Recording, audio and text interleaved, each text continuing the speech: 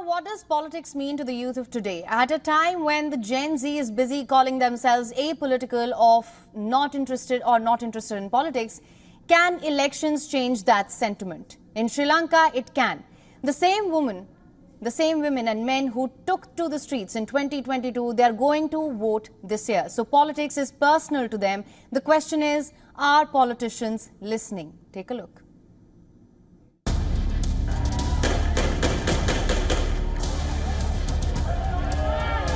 The 2022 protests in Sri Lanka were a turning point.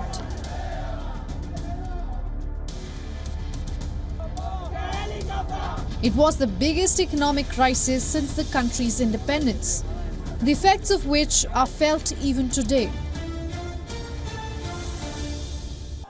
The protest started over basic issues: long power cuts, fuel shortage, high prices of food and scarcity of medicine. But it soon morphed into a country-wide movement that managed to unite people from different ethnicities, religions, generations for the very first time in Sri Lanka. The Rajapaksa brothers tried to brand it as organized extremists, but the vocal youth on the streets did not let it work.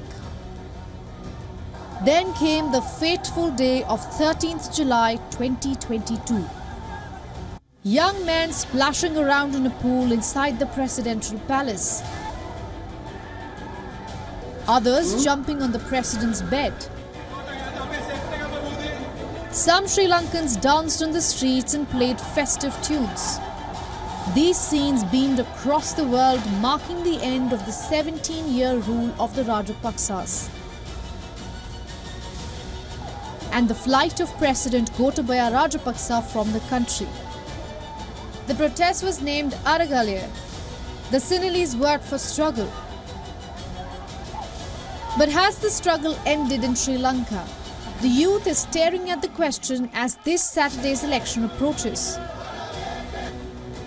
I'm voting because our people are helpless, and I believe after elections there would be better governance in the country. All we want is to be happy.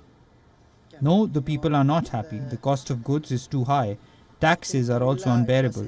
All we want is for the cost of living and taxes to be reduced, so we won't be struggling as much. Youth make up almost a quarter of Sri Lanka's population. This year, among the 17 million eligible voters, the youth has been represented well, with an estimated 1 million of them being first-time voters. Unemployment among the youth is the highest among all age groups. So if 2022 was about raising demands, 2024 is about who is listening to them. Many have found a leader in Marxist-leaning Anura Kumara Dissanayake, but not everyone is convinced of change, not even those running for this election.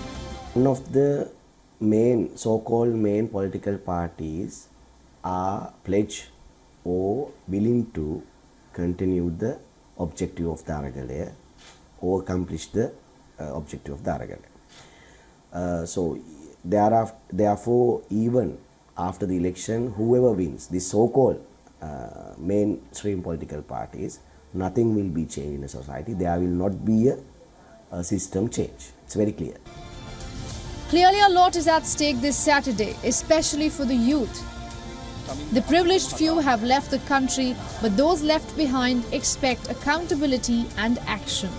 Bureau Report, WION World is One. For latest news, download the WION app and subscribe to our YouTube channel.